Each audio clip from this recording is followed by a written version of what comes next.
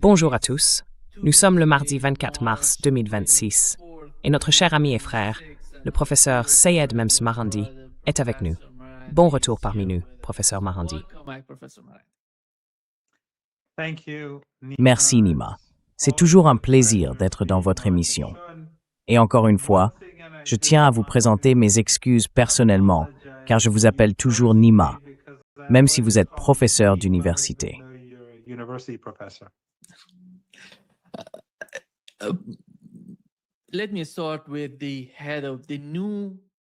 Permettez-moi de commencer par le nouveau chef du Conseil suprême de sécurité nationale, qui a été annoncé il y a seulement quelques heures. Il s'appelle Mohammad Bagheri. Nous savons qu'il est l'ancien commandant des Gardiens de la Révolution, IGC, et qu'il est une figure très en vue en Iran. Mais en dehors de l'Iran, parmi les publics anglophones, principalement en Occident, les gens ne savent pas vraiment qui il est, quelle est sa position, ni à quel point il est proche du guide suprême de l'Iran. Quelles sont ses politiques concernant la guerre en cours avec les États-Unis? Que pouvons-nous apprendre de sa compréhension de la guerre actuelle entre l'Iran et les États-Unis?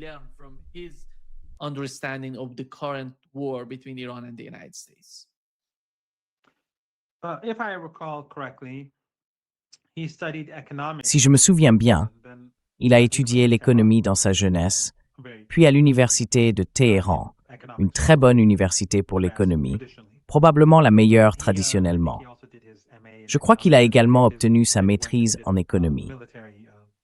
Ensuite, il est allé à l'école militaire ou quelque chose de ce genre. Il est donc très instruit. Il a combattu comme volontaire pendant la guerre, puis a rejoint les gardiens et a combattu tout au long du conflit. C'est donc un héros de guerre. Il a occupé des postes clés au fil des décennies, et plus récemment, il occupait un poste de haut rang au sein du Conseil de discernement qui traite de toutes les questions du pays, tant locales qu'internationales. C'est donc un très bon choix. Le docteur Larijani, bien sûr, est une perte, il a fait un travail remarquable, mais c'est aussi un très bon choix.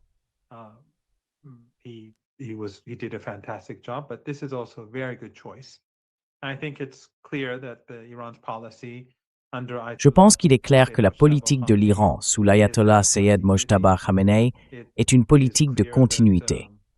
Il est évident que l'Iran va adopter une approche ferme dans cette guerre et qu'il continuera à le faire. Il n'acceptera aucun cessez-le-feu, car un cessez-le-feu signifierait essentiellement que Trump et Netanyahou retourneraient à la table à dessein, se réarmeraient et recommenceraient à tuer des enfants. Cela n'arrivera pas. L'Iran va donc poursuivre sur cette voie et modifier la situation sur le terrain afin que la région du Golfe Persique, à l'avenir, ne soit plus jamais une plateforme pour assassiner des Iraniens. Quant au régime, les dictatures familiales arabes, s'ils survivent, ils ne pourront plus être autorisés à fournir des bases pour comploter contre l'Iran.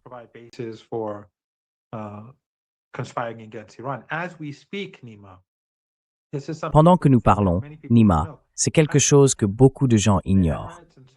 Les Émirats et l'Arabie saoudite ne se contentent pas de fournir leur espace aérien, ce que font tous, et de permettre de tirer depuis leur territoire et d'utiliser leurs bases aériennes, comme le font l'Arabie saoudite et la Jordanie.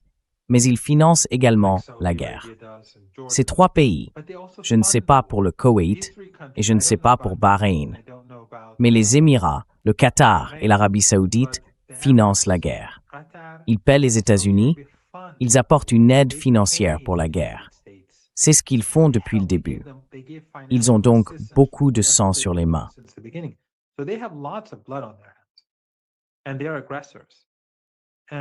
Et ce sont eux, les agresseurs. À l'avenir, l'Iran devra s'assurer qu'une telle chose ne se reproduise jamais.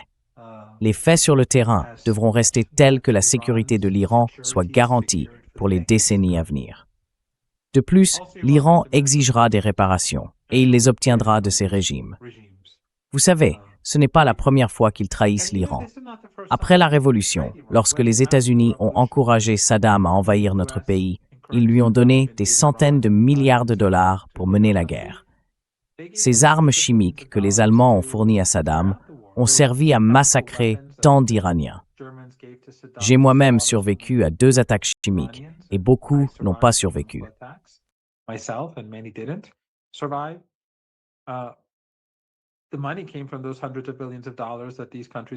L'argent provenait de ces centaines de milliards de dollars que ces pays lui ont donnés. Et puis le général Soleimani, c'était un grand héros qui s'est opposé à l'État islamique et à Al-Qaïda. Comment a-t-il été assassiné? Le drone a décollé du Qatar. Donc tous ces régimes sont complices des actions des États-Unis. L'Iran exigera des réparations et l'Iran exigera que ses alliés soient protégés, que l'agression ne se poursuive pas contre eux. Les cessez-le-feu à Gaza et au Liban ne sont que de faux cessez-le-feu. Ils continuent de tuer des gens. Ils ont tué des gens tout au long de l'année dernière, chaque jour. Cela devra cesser.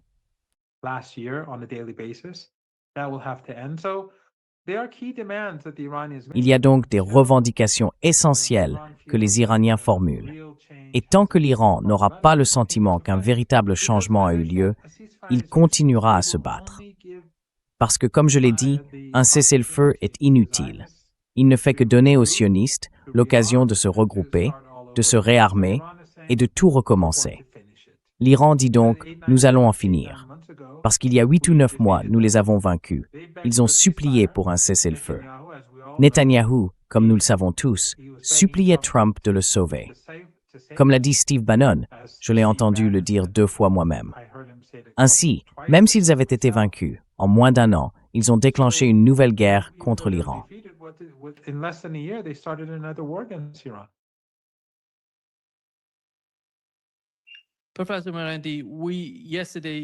Professeur Marandi, hier, Donald Trump est soudainement apparu et a déclaré qu'après avoir lancé un ultimatum de 48 heures pour attaquer les infrastructures et les réseaux électriques de l'Iran, il allait le prolonger à 5 jours, car les négociations entre l'Iran et les États-Unis se déroulaient de manière très positive. Que s'est-il passé? Et quelle est votre compréhension de ce que fait Donald Trump? And what is your understanding of what Donald Trump is doing? Il n'y a pas de négociation et il n'y a aucun projet de négociation. Donc c'est simplement de la propagande. Il a dit cela 1 heure avant l'ouverture des marchés et il a prolongé de 5 jours. Et surprise, surprise, les 5 jours se terminent après la fermeture des marchés vendredi. Il est donc clair qu'il essaye de manipuler le marché pour maintenir le prix de l'énergie à un niveau bas. Mais il n'y a pas de négociation. De plus, je pense qu'il est très inquiet, voire effrayé, à l'idée de commencer à viser les infrastructures vitales de l'Iran. Et remarquez qu'aucun média occidental ne crie que ce sont des crimes contre l'humanité. Aucun. Ses opposants ne le disent pas non plus. Cela montre simplement à quel point l'Occident est corrompu, à quel point les médias occidentaux sont corrompus, à quel point les institutions occidentales sont corrompues, à quel point les élites occidentales sont corrompues. Exactement comme à Cuba aujourd'hui, ils étranglent tout le pays et aucun média occidental ne s'en soucie parce qu'ils n'ont tout simplement plus d'humanité.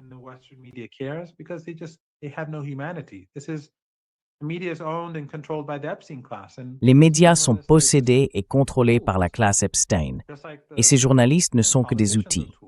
Tout comme vous savez, les politiciens sont des outils. Il n'y a aucune différence. Que ce soit au Venezuela, à Cuba, en Iran ou ailleurs, en Syrie, au Liban. Au Liban, vous savez, ils bombardent des immeubles résidentiels, les font s'effondrer et les médias les qualifient de bastions du Hezbollah. Pourquoi? Parce qu'ils veulent contribuer au génocide. Les Iraniens, eux, n'ont pas négocié. Trump, cependant, a peur, peut-être, j'en suis sûr, que l'Iran riposte s'il commet ces crimes. Et l'Iran a déclaré qu'il frapperait bien plus fort. L'Iran l'a déjà prouvé auparavant, car lorsque les Israéliens ont bombardé les infrastructures gazières iraniennes du champ gazier de South Pass, l'Iran a riposté, et cela s'est fait avec une coordination américaine totale. Iran hit back, and it was done with full American coordination. I mean, when Trump says he didn't know, that's all nonsense. Je veux dire, quand Trump dit qu'il ne savait pas, c'est absurde. Peut-être qu'il ne savait pas personnellement parce qu'il jouait au golf ou qu'il était distrait par une femme. Mais sans aucun doute, les Américains savaient. Alors, quand les Iraniens ont riposté, comme ils l'avaient promis, et détruit une partie importante des infrastructures gazières du Qatar, ainsi que celles de l'Arabie saoudite et des Émirats, il a reculé et a dit « Je n'étais pas au courant de cela ». Les Israéliens ne le referont pas. Mais il est tout à fait possible qu'ils le fassent encore. Donc, en ce moment, je pense que la raison pour laquelle il a prolongé cela de 5 jours est de manipuler les prix, mais aussi parce qu'il craint ce que les Iraniens vont faire.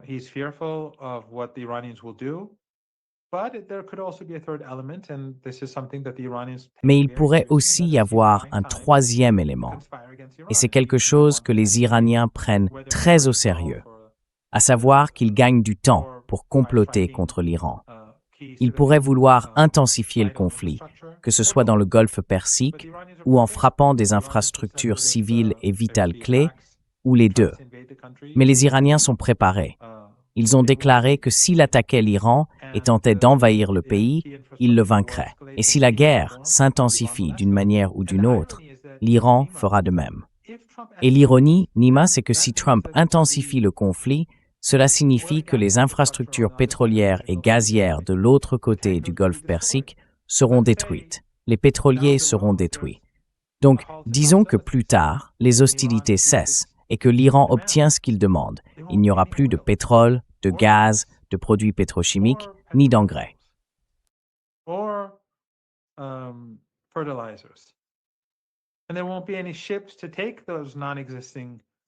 Et il n'y aura aucun navire pour transporter ces produits inexistants. Cela mènerait donc à une dépression économique bien pire que celle de 1929. Et le monde dira que c'est Trump qui en est responsable. Il dira que ce sont les sionistes qui en sont responsables. Cela ne se terminera pas bien pour le sionisme, car le monde voit cette guerre comme Kent, Joe Kent, dans sa lettre de démission et dans ses entretiens, l'a clairement souligné, quelque chose que nous savions déjà. Je veux dire, tu le savais, je le savais, tes spectateurs le savaient, mais c'est un document important pour l'histoire. Cette guerre a été menée alors que l'Iran ne représentait pas une menace, alors que l'Iran ne cherchait pas à se doter d'une arme nucléaire. Cette guerre a été menée à cause du sionisme. Et lorsque la misère s'installera, les gens diront « Ils nous ont fait ça ».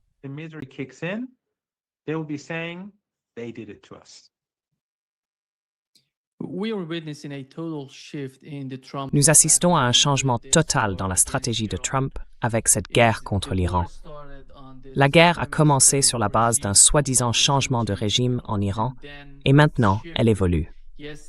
Hier, nous avons vu comment il s'en prenait au chef de l'État et au Parlement iranien. Pas directement, bien sûr, mais c'était une forme d'attaque, car il voulait suggérer qu'il négociait en coulisses avec Donald Trump, qu'il faisait quelque chose de différent et qu'il était derrière tout cela. Que cherche-t-il à faire? On dirait qu'ils ne comprennent pas vraiment ce qui se passe en Iran, l'unité qui s'est formée et qui ne cesse de se renforcer.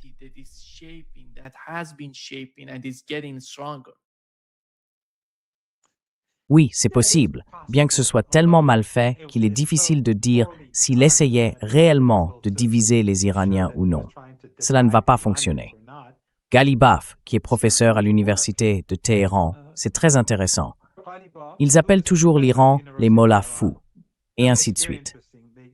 Je veux dire, l'ayatollah Khamenei, à la fois le martyr et l'actuel ayatollah Khamenei, sont des érudits de haut rang. Le père connaissait 4 langues. Le fils, je le sais, en connaît 3. Tous deux sont des philosophes, des penseurs et des hommes de lettres. Je crois que je l'ai déjà mentionné. Le docteur Larijani, qui a été martyrisé, était professeur à l'université de Téhéran, professeur de philosophie occidentale. Le Dr Ghalibaf est également professeur à l'université de Téhéran.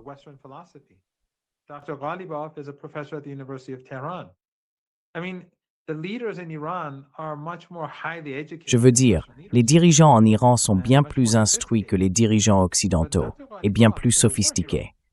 Mais le Dr Ghalibaf est un héros de guerre. Il a combattu comme volontaire lorsque Saddam Hussein a envahi le pays et il bénéficie du soutien du dirigeant, l'ayatollah Seyed Mujtaba Khamenei. Donc, personne ne va accepter le récit de Trump, quelqu'un qui ment tout le temps, et dont même les tweets sont pleins de fautes de grammaire et d'orthographe. Cela ne va pas fonctionner.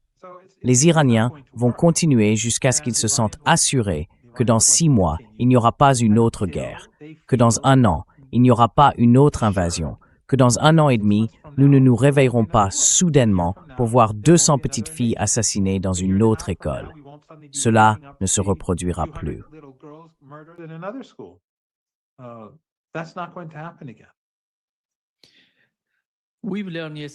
Nous avons appris hier que l'Iran, les États-Unis et Israël avaient attaqué certains sites énergétiques à Khorramshahr et à Ispahan. Quelle était la gravité de cet événement? How serious was that?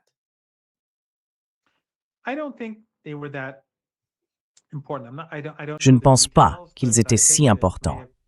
Je ne connais pas les détails, mais je ne crois pas qu'ils visaient une infrastructure critique.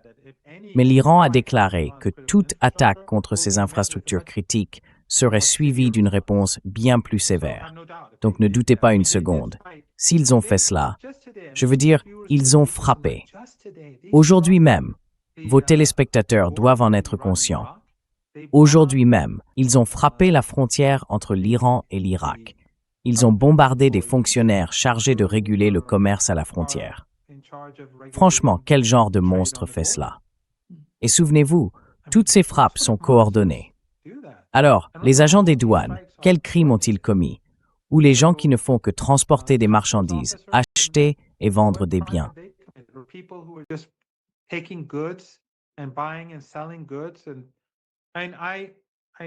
Et je crois que je l'ai peut-être déjà dit dans ton émission la semaine dernière, je ne suis pas sûr.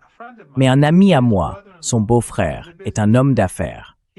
Il a engagé 2 chauffeurs de camions.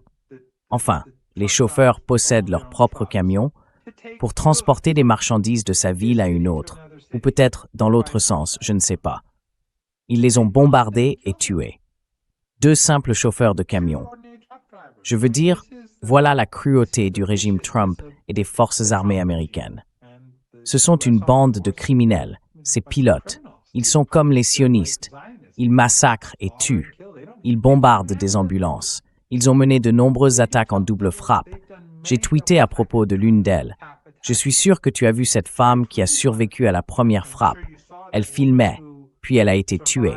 Et c'est une preuve claire que tout le monde peut voir.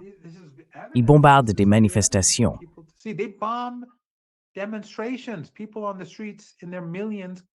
Des millions de personnes sont descendues dans la rue pour défendre l'État et les forces armées, et on leur a tiré des missiles dessus. J'étais à l'une de ces manifestations vendredi dernier, lors de la Journée internationale d'Al-Quds. Ce jour-là, ils expriment leur solidarité avec la Palestine, le dernier vendredi du Ramadan. Ils les ont bombardés. Ils ont tué une femme, ils ont tiré des missiles sur les gens et personne n'a bougé. Les gens ont tenu bon. Je n'ai jamais rien vu de tel. Je n'ai jamais entendu parler d'une chose pareille de ma vie. Personne n'a trébuché, il n'y a pas eu de mouvement de panique, personne ne s'est enfui, et tout cela a été documenté. Et les médias occidentaux ne le montrent pas. Pourquoi? Parce qu'ils sont les instruments de l'Empire. Je veux dire, je ne sais pas si tu le sais, je crois que je te l'ai dit. Mais en ce moment, il y a, je crois, environ 5 jours, und je compte tweethouse, very small datering.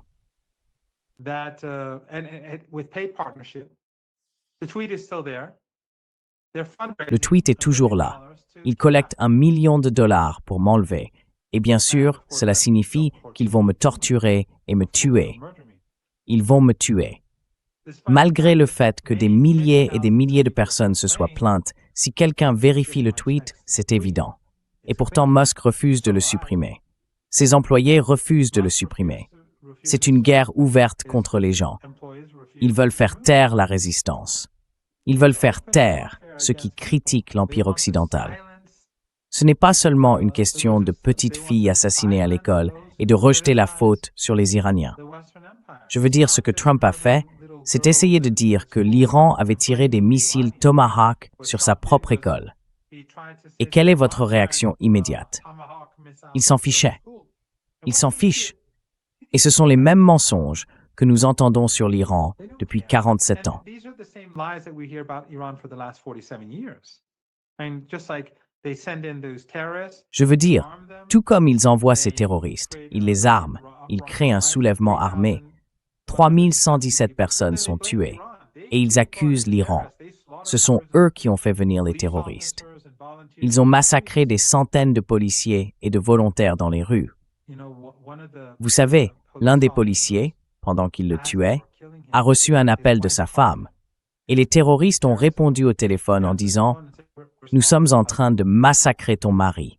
Nous sommes en train de massacrer ton mari. » Voilà qui étaient ces monstres. Et ensuite, ils accusent l'Iran.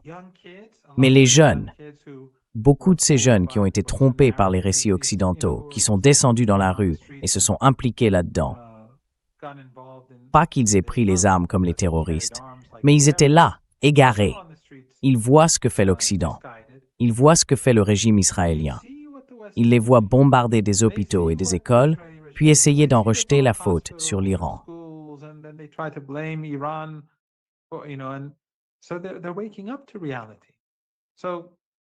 Alors, ils se réveillent à la réalité. Voilà comment fonctionne l'Occident. On peut me menacer? Aucun problème. Je connais beaucoup de journalistes, comme tu le sais. Ils m'ont parlé pendant ces 20 et quelques jours. Ils me suivent. Mais pas un seul journaliste occidental n'a appelé pour demander ce qui se passe. Pas une seule personne n'a condamné cela. Pas une seule personne n'enquête. Personne dans les gouvernements occidentaux. C'est simplement comme ça. Mais bien sûr, je vais continuer à faire ce que je fais. Quand ces jeunes sont dans la rue, ils ne peuvent pas être intimidés, même quand on leur tire des missiles dessus. Je veux dire, qui suis-je pour aller me cacher quelque part alors que ces adolescents tiennent tête à l'Empire? Voilà donc la réalité de l'Empire occidental que nous vivons. Il devient plus laid, plus imprévisible, plus impitoyable, mais il s'effondre.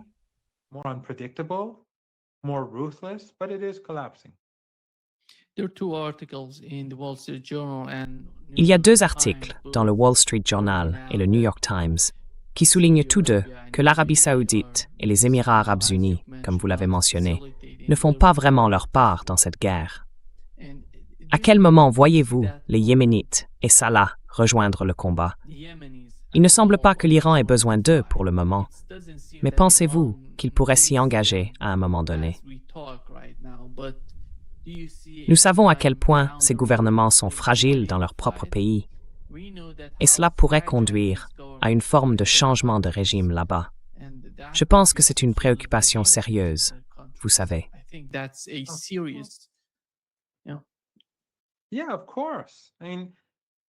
Oui, bien sûr. Je veux dire, l'Iran n'a pas commencé cette guerre. Cette guerre a été déclenchée par Trump et ses alliés, tout comme la guerre de 12 jours. L'Iran ne veut pas que le Golfe Persique soit détruit. Il ne veut pas que l'économie mondiale s'effondre. C'est ce que les Américains et les sionistes sont en train de provoquer.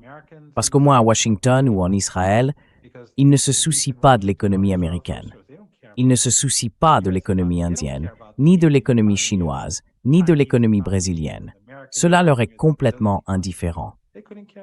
Tout est au service du sionisme et du régime israélien. Ils sacrifieront l'Amérique pour Israël. L'Iran ne veut pas d'escalade. L'Iran veut que le Golfe Persique soit un centre de commerce et d'échange, où les gens puissent construire de meilleures vies grâce aux affaires, au commerce et à l'interaction.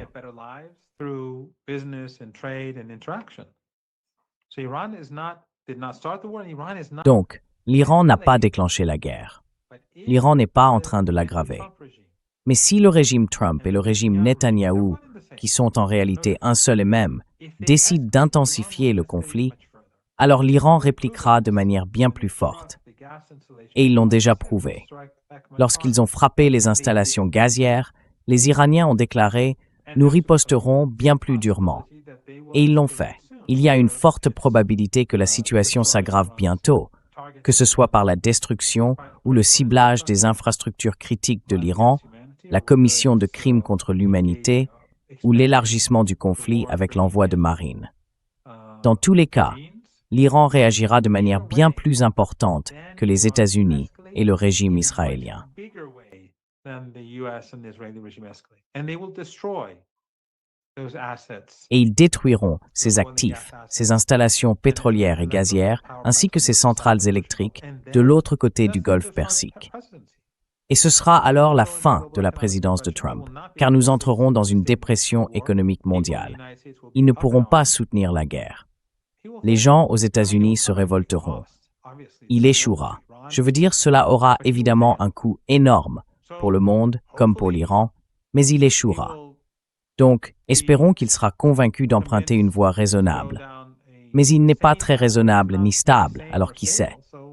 Quant au Yémen, il n'y a pour l'instant aucune raison pour eux de s'engager, car jusqu'à présent, la guerre a échoué. Mais si elle s'intensifie, cette escalade pourrait conduire à une implication directe du Yémen.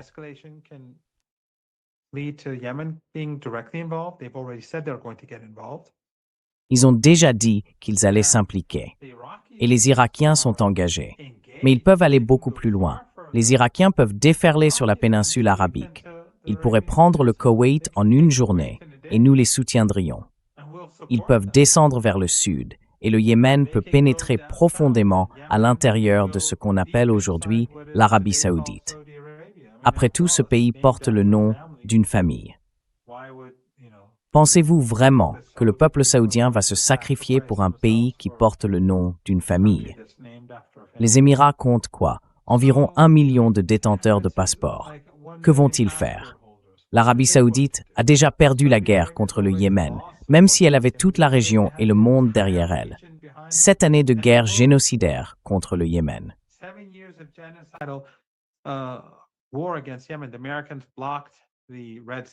Les Américains ont bloqué la mer Rouge pour imposer la famine. Toute la région, y compris le Qatar et la Turquie, faisait partie du génocide, jusqu'à ce que l'Arabie saoudite et les Émirats se retournent contre le Qatar. Puis le Qatar s'est éloigné, et Erdogan aussi. Mais ils avaient le monde entier derrière eux. Et finalement, après 7 ans, les Yéménites les ont forcés à s'agenouiller. Ils ont accepté un cessez-le-feu, après que le Yémen a commencé à détruire leurs principales installations pétrolières. L'Arabie saoudite et les autres régimes arabes ne peuvent plus exporter de pétrole ni de gaz depuis le golfe Persique. Et les Émirats ne peuvent pas exporter de gaz depuis l'extérieur du golfe Persique. Il n'y a plus que le pétrole saoudien qui passe par des oléoducs vers la mer Rouge. Et cela peut être arrêté à tout moment. À tout moment.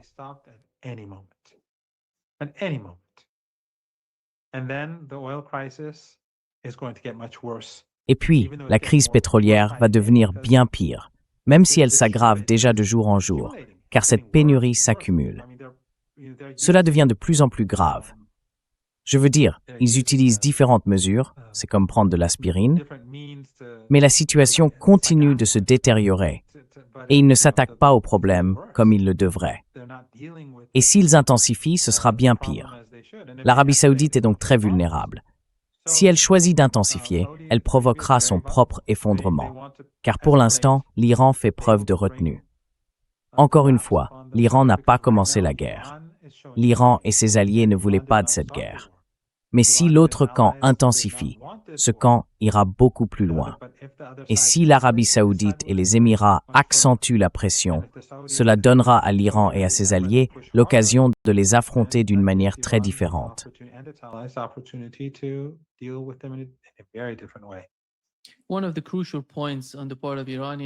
L'un des points cruciaux soulevés par les Iraniens, mentionné par le guide suprême de l'Iran, l'ayatollah Khamenei, puis réaffirmé par le commandant du CGRI, Mohsen Rezaei, était qu'il devait y avoir une compensation totale pour toutes les pertes.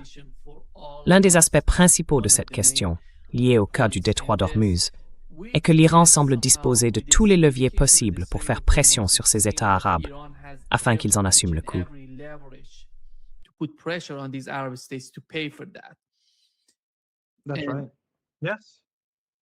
C'est exact.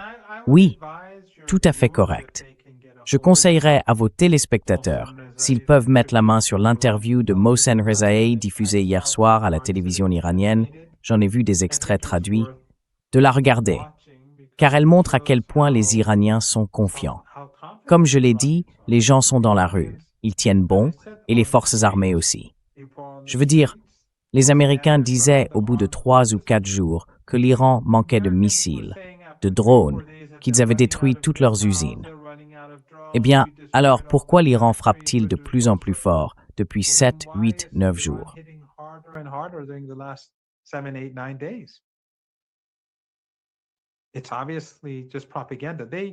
C'est évidemment juste de la propagande. Je me souviens avoir lu que pendant la guerre du Vietnam, chaque jour, les Américains publiaient un rapport indiquant combien de Vietnamiens étaient morts ce jour-là.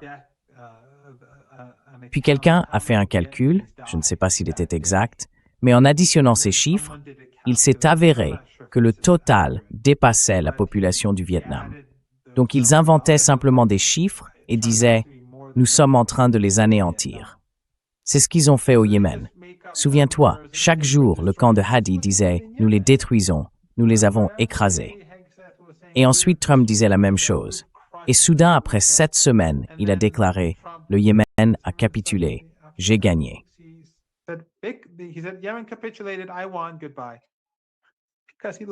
Au revoir, parce qu'il a perdu. Donc c'est exactement là où nous en sommes aujourd'hui, mais à une échelle bien plus grande que la dernière fois. C'est Nima, c'est véritablement catastrophique pour le monde, ce que Trump a imposé au monde. Je veux dire, les gens ne réalisent toujours pas à quel point les choses vont empirer. Et il n'y a aucun moyen pour les Américains de pouvoir rouvrir le détroit d'Ormuz et de laisser passer le pétrole, le gaz et les produits pétrochimiques. Il n'en a pas la capacité. Il va simplement aggraver la situation parce que c'est un imbécile et parce que c'est un joueur. Et Dieu sait ce qu'ils ont contre lui. Je veux dire, je ne sais pas s'il est, vous savez, c'est une personne très corrompue.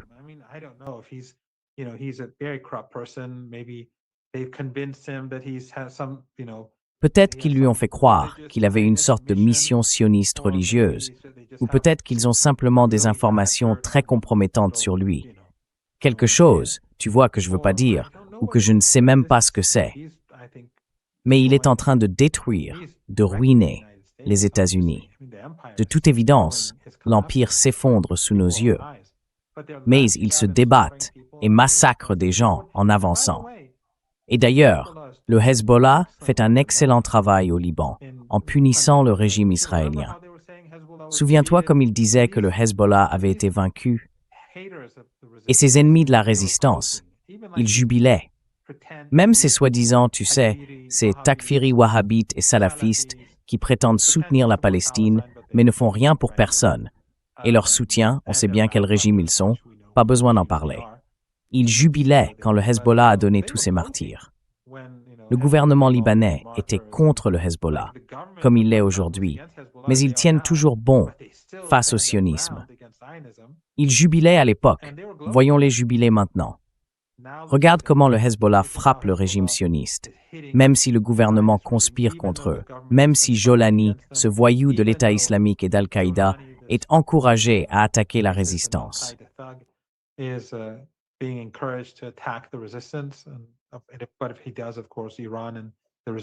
s'il le fait, bien sûr, l'Iran et la résistance en Irak le détruiront. Le fait est que tout ce que l'Occident a dit s'est révélé faux. Il disait que le Yémen serait détruit. Le Yémen a gagné la guerre. Il disait que le Hezbollah avait été affaibli et anéanti. Le Hezbollah tient bon. En ce moment, la résistance irakienne expulse pratiquement l'OTAN et les États-Unis d'Irak. L'Irak est enfin en train d'être libéré. Et par le passé, ils disaient que l'Iran était affaibli. Mais ils ont tout donné. Et maintenant, à la 4e semaine, l'Iran les frappe très durement.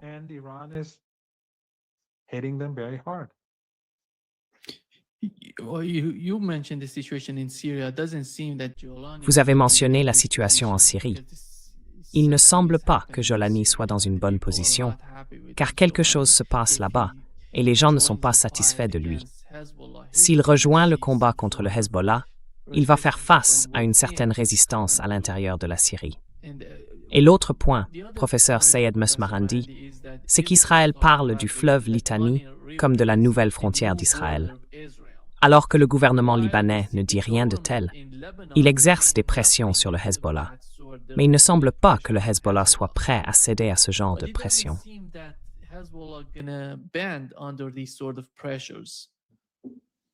Remember, the Israeli regime took Beirut. Souvenez-vous, le régime israélien a pris Beyrouth en 1982. C'est ainsi que le Hezbollah est né. Et en l'an 2000, il a été expulsé. 18 ans. Cette fois-ci, cela ne prendra pas 18 ans. L'une des exigences de l'Iran concernera ses alliés régionaux, que ce soit en Palestine, à Gaza ou au Liban. Le régime israélien échouera. Nous voyons déjà sur le champ de bataille comment le Hezbollah se tient courageusement. Et ils sont encerclés par Daesh et Al-Qaïda, ces agents américains à l'est. Au nord, ils sont entourés par un régime à Beyrouth qui leur est hostile. Au sud, ils font face à cette menace génocidaire. La mer Méditerranée est pratiquement contrôlée par l'OTAN pro-génocide. Et pourtant, ils tiennent bon. Ce sont un peuple extraordinaire.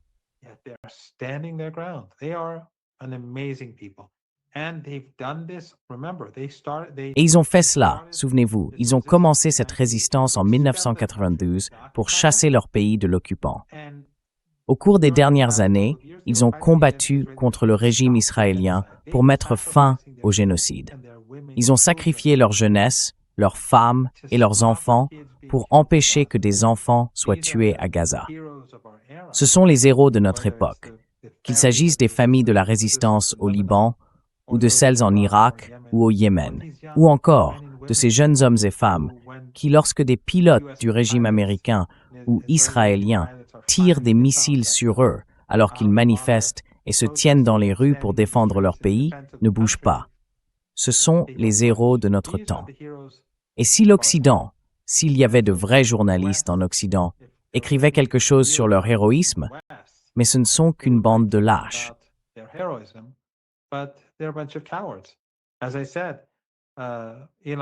Comme je l'ai dit, Elon Musk leur permet d'utiliser sa plateforme pour collecter $1 million afin de m'enlever, simplement parce que, qu'est-ce que je fais? Je ne fais que m'exprimer, je ne fais que dire la vérité. Ils ne peuvent pas le supporter. Il ne le supprimera pas parce qu'il soutient le terrorisme. Et pas un seul journaliste ne m'a contacté. Pas un seul média ne me demande « Que faites-vous » Personne. C'est comme ça que ça fonctionne. Et ils se sont démasqués. Mais les gens se réveillent. Les gens en Iran, les gens partout dans le monde, ils se réveillent face à la réalité de cet empire. Et je pense que c'est la meilleure chose qui soit arrivée au cours des 2 dernières années et demie. Ces 2 dernières années et demie ont été très douloureuses pour tout le monde, de voir la souffrance et d'y assister. J'ai eu tellement de publications supprimées de mon compte Twitter.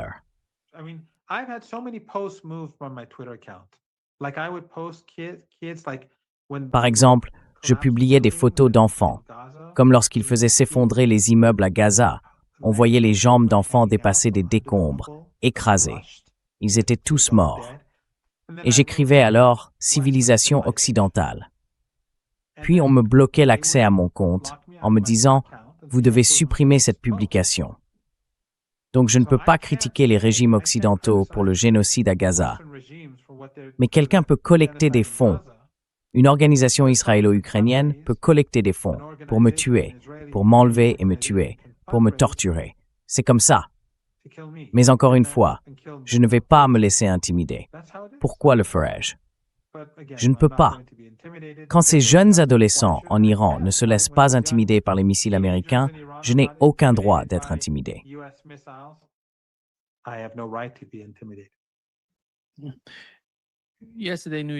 Oui, hier, le New York Times a de nouveau rapporté que des responsables du Pentagone envisagent de développer des troupes aéroportées à envoyer en Iran pour combattre sur le terrain contre l'Iran. Et en ce qui concerne l'île de Kark, quelle est l'évaluation du CGRI et de l'armée iranienne s'ils se dirigent dans cette direction ou vers un autre endroit proche du détroit d'Ormuz? Quelle est la stratégie? Quel est le plan de l'Iran pour contrer cela?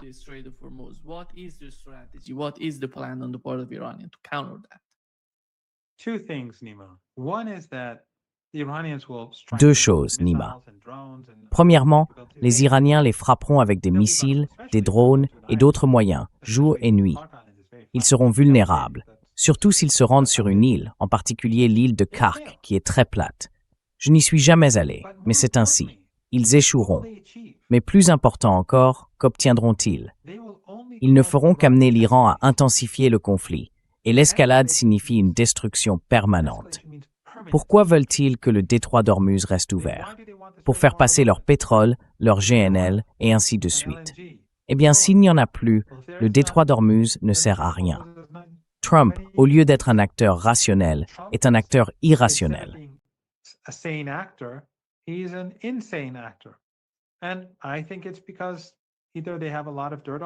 Je pense que c'est soit parce qu'ils ont beaucoup de choses compromettantes sur lui, soit parce qu'ils l'ont convaincu que ce vieil homme, corrompu, peut se racheter en menant une politique ethno-suprémaciste dans la région, pour aider la race maîtresse ou le peuple élu à éliminer les Amalécites. Je ne sais pas ce que c'est, mais il ne va pas réussir. Il n'a absolument aucune chance de succès. Il va perdre cette guerre. Et comme je l'ai dit, les Iraniens vont continuer à se battre jusqu'à être complètement assurés qu'il n'y aura plus jamais de guerre, pour des raisons tout à fait compréhensibles. Donc attaquer ces îles ne fera qu'aggraver la situation. Et comme je l'ai dit, ce n'est pas l'Iran qui intensifie, ce sont eux qui le font.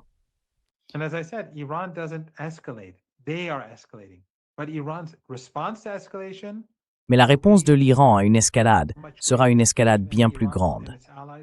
L'Iran et ses alliés ont de nombreuses cartes à jouer. La destruction des infrastructures de l'autre côté du Golfe Persique, une destruction permanente, des pétroliers, de tout, pourrait simplement anéantir ces pays, ces régimes, pour toujours, définitivement. Et puis le Yémen, l'Irak. Encore une fois, les gens autour de Trump, ils ne se soucient pas du peuple américain. Ils ne se soucient pas de l'économie mondiale. Ils ne se soucient pas de l'Inde, ni de la Russie, ni de la Chine, ni du Brésil. Ils ne se soucient de personne. Ils ne se soucient que d'Israël et du sionisme. Et c'est pour cela que nous en sommes là. Sinon, il n'y a aucune logique à la poursuite de cette guerre.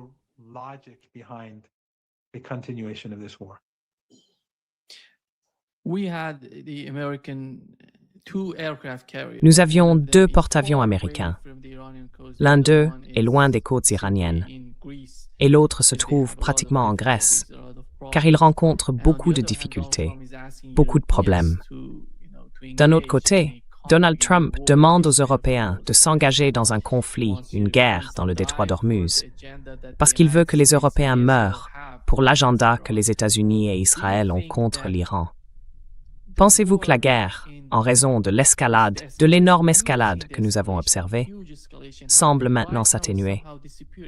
Non seulement avec les 2 porte-avions, mais aussi, comme vous l'avez mentionné, la situation en Irak, avec tous ces pays de l'OTAN qui se retirent, et même les États-Unis qui déplacent leurs troupes vers la Jordanie. Ces signes indiquent-ils, pour l'armée iranienne et son évaluation du conflit en cours, que la guerre d'usure évolue dans la bonne direction pour l'Iran?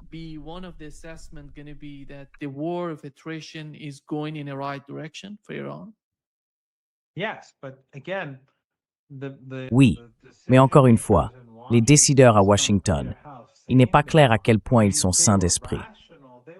Je veux dire, s'ils étaient rationnels, ils comprendraient que, regardez, le Hezbollah frappe durement le régime israélien. Le Yémen, nous l'avons déjà perdu. Regardez ce qui se passe en Irak. Ils sont en train de nous expulser du pays.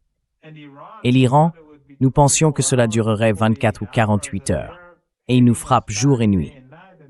Le prix du pétrole, du gaz naturel, des engrais et des produits pétrochimiques s'envole. On pourrait penser qu'ils diraient « D'accord, réduisons nos pertes, partons et trouvons une solution. » Mais jusqu'à présent, ils ne vont pas dans cette direction. Oui, ils peuvent tuer plus d'Iraniens. Ils peuvent tuer plus d'enfants.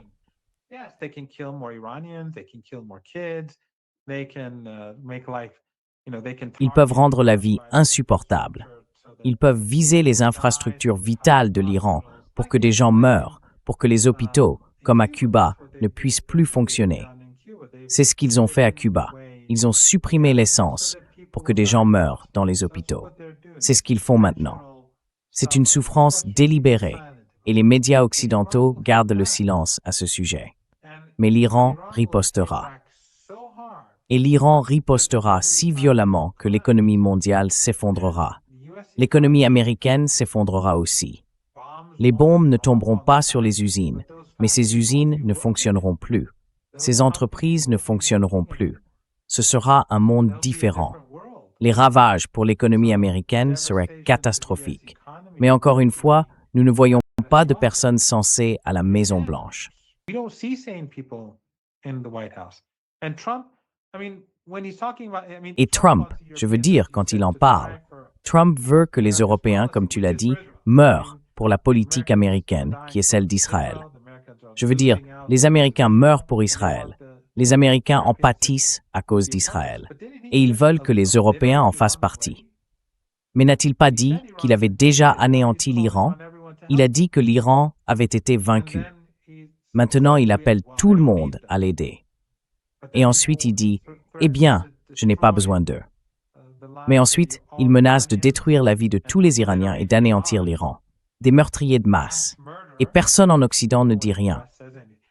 Je veux dire, il parle de meurtre de masse, et personne en Occident ne dit un mot. Et aucun grand média occidental ne s'indigne de cela.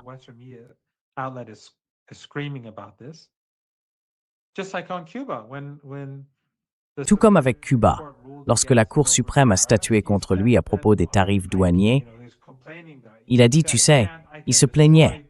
Vous dites que je ne peux pas, mais je peux détruire Cuba. Je ne pense pas qu'il ait mentionné le pays, mais il faisait allusion à Cuba. Je peux détruire des pays, mais je ne peux pas imposer un seul dollar de tarif. Personne n'a dit « De quoi parlez-vous? Pourquoi parlez-vous de cette façon? Pourquoi parlez-vous des nations comme ça? » Personne n'a rien dit, parce qu'ils sont tous comme lui.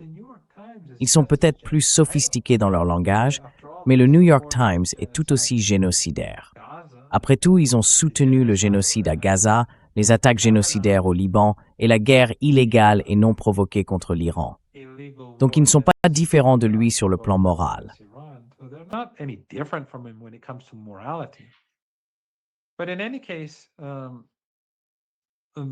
Mais en tout cas, le fait est que nous n'avons pas affaire à des acteurs rationnels. Et il ment tout le temps. Quand il parle de négocier avec l'Iran, c'est juste un autre mensonge. Il passera simplement au suivant.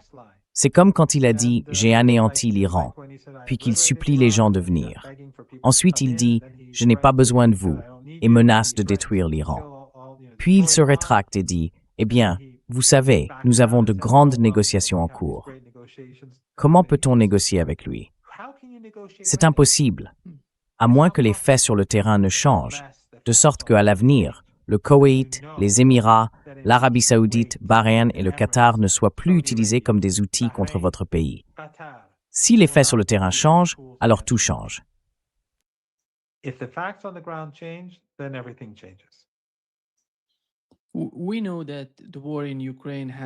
Nous savons que la guerre en Ukraine a atteint un point où la Russie refuse tout cessez-le-feu. Il semble que l'Iran soit actuellement dans la même position. Ils ne considèrent pas un cessez-le-feu comme une option viable pour eux. D'après ce que vous avez observé jusqu'à présent, combien de temps pensez-vous qu'il faudra aux Américains pour comprendre la situation ou aux Iraniens pour atteindre ce qu'ils cherchent à accomplir sur le champ de bataille?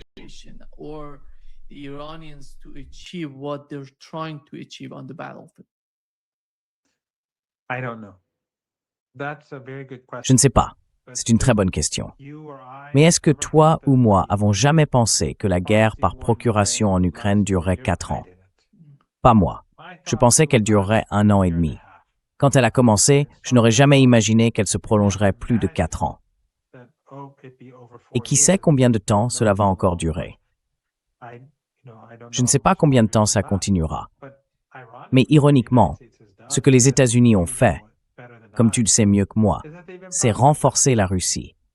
Ils ont rendu la situation en Europe encore pire, car l'Europe n'a plus de gaz ni de pétrole russe, et elle ne commerce plus avec la Russie. Et les exportations russes rapportent maintenant beaucoup plus d'argent qu'avant.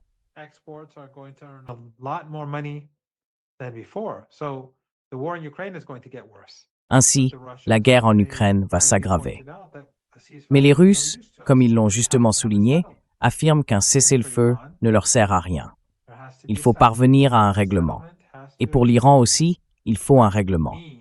Ce règlement doit signifier que les États-Unis ne peuvent pas simplement mener des guerres contre l'Iran ou ses alliés et s'en tirer impunément. La structure de sécurité dans la région du Golfe Persique devra donc changer en profondeur. Et bien sûr, il y aura la compensation constante que l'Iran recevra, et il dispose du détroit d'Ormuz pour l'obtenir. Ce changement devra également inclure les alliés de l'Iran dans toute la région. Vous voulez dire l'architecture de sécurité entre l'Iran et les États arabes, sans que les États-Unis et Israël soient impliqués. C'est bien cela. Je veux dire, l'Iran n'a aucun problème avec les régimes arabes, qu'ils continuent d'exister ou que de nouvelles personnes arrivent au pouvoir. L'Iran n'a aucun problème à ce qu'ils entretiennent des relations avec les États-Unis, le Royaume-Uni ou avec n'importe quel régime oppressif avec lequel ils souhaitent s'associer. Cela ne nous regarde pas.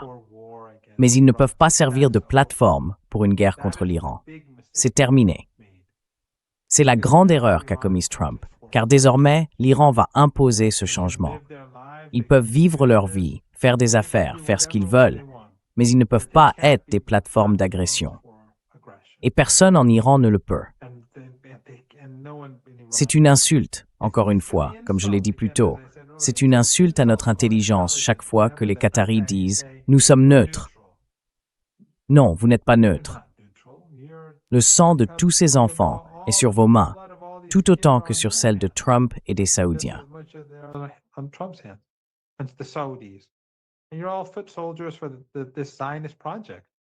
Et vous êtes tous des soldats de base pour ce projet sioniste. Même si, tout récemment, l'ambassadeur américain en Palestine occupée disait que s'ils prenaient toute la région, ce serait très bien. Et comme ils sont l'armée la plus morale, lorsqu'ils prendront cette région, ils pourront massacrer tout le monde et ce sera acceptable.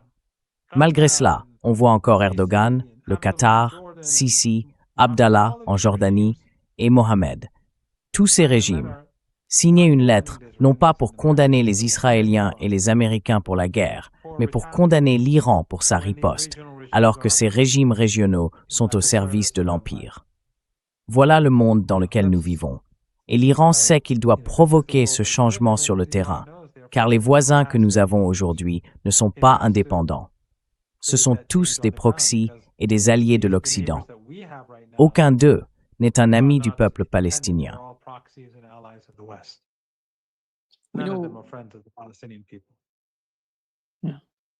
We know that the other point in what Iran Nous savons qu'un autre point essentiel dans les exigences de l'Iran est la levée de toutes les sanctions économiques. Et il ne s'agit pas seulement des États-Unis, mais aussi des Européens. Voyez-vous un avenir où l'Iran négocierait séparément avec les États-Unis, puis séparément avec les Européens, au lieu d'avoir une discussion générale avec toutes les parties réunies? Comment l'Iran va-t-il aborder cette question? Car pour l'instant, il s'agit des États arabes du Golfe Persique et des États-Unis.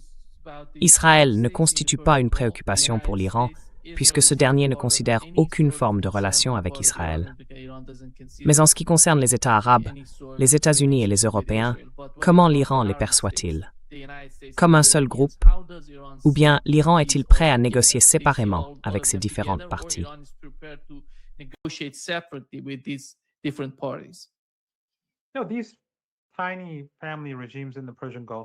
Ces petits régimes familiaux du Golfe Persique, ils ne sont absolument pas en position de participer à une quelconque table de négociation.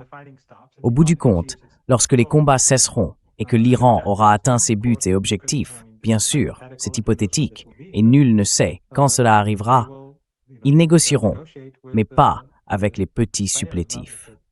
Je pense qu'après cette guerre, au vu de l'évolution des choses, les sanctions américaines ne seront plus aussi importantes, car les États-Unis deviennent de plus en plus rapidement une puissance diminuée. Je ne dis pas qu'ils vont s'effondrer ou quoi que ce soit de ce genre.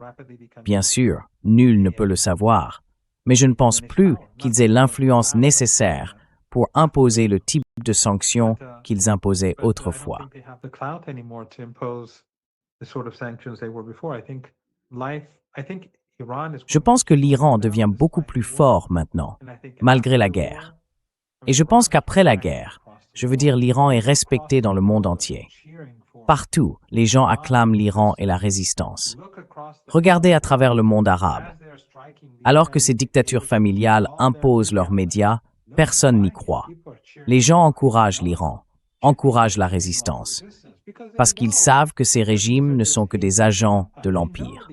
Ils savent qu'ils ne sont pas les amis du peuple palestinien, ni du peuple arabe. Ce sont des intermédiaires. Le monde change donc très rapidement. Et bien sûr, pendant que cette guerre se poursuit, la guerre en Ukraine continue aussi.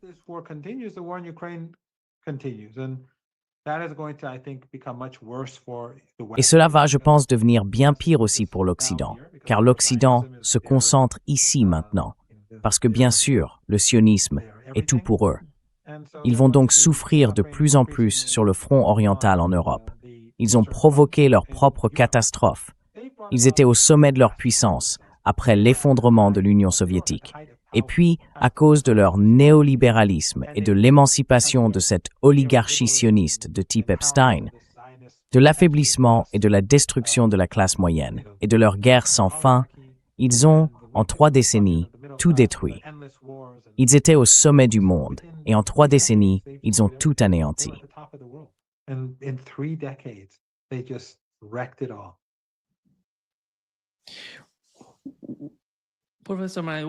Professeur, que savons-nous des missiles qui ont été tirés sur la base aérienne de Diego Garcia, la base américano-britannique?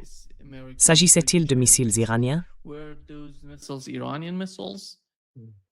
No. The Iranians have been very clear that they did not fire Non. missiles. Les Iraniens ont été très clairs. Ils n'ont pas tiré de missiles dans cette direction. Ils ne disposent pas de missiles d'une telle portée et n'ont attaqué personne. Oman, la Turquie, tout cela relevait d'opérations sous faux drapeau. L'Iran a précisé que c'était des opérations sous faux drapeau. Ils n'ont pas frappé le Koweït ni le Qatar. Je pense que le premier rapport concernant Diego Garcia provenait en réalité du régime israélien. Comment aurait-il pu le savoir? Ils n'y ont pas accès.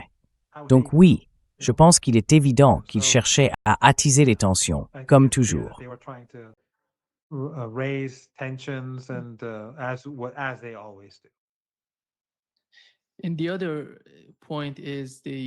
Et l'autre point, c'est l'attaque iranienne contre Dimona pour la première fois depuis le début de cette guerre.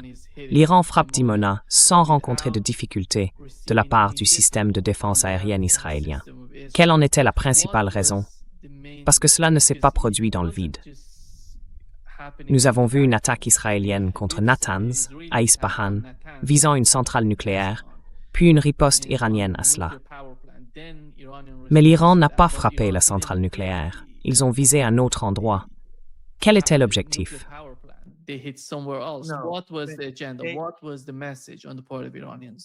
Quel était le message des Iraniens? Oui, d'après ce que je comprends, les Iraniens ont frappé un centre de recherche clé et l'ont détruit. Apparemment, ils ont également visé des actifs liés au programme nucléaire militaire, et avec une grande précision. En ce moment, Nima, les Iraniens contrôlent le ciel au-dessus d'Israël, au-dessus de la Palestine occupée. Leurs défenses sont épuisées, et les Américains prennent tout ce qu'ils peuvent en Corée. Je veux dire, ils ont nui à la Corée. Ils lui ont imposé des systèmes de défense aérienne qui ont endommagé sa relation avec la Chine. Et maintenant, ils lui retirent ces systèmes. Cela montre simplement qu'ils ne se souciaient pas de la Corée. Ils ne se soucient de personne. Ils ne se soucient que de ce régime suprémaciste et monstrueux en Palestine. Les Coréens devraient donc réfléchir plus attentivement à l'avenir de leur relation avec les États-Unis.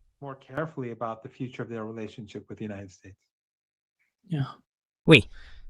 Merci beaucoup, professeur Marandi, d'être avec nous aujourd'hui. Un grand plaisir, comme toujours.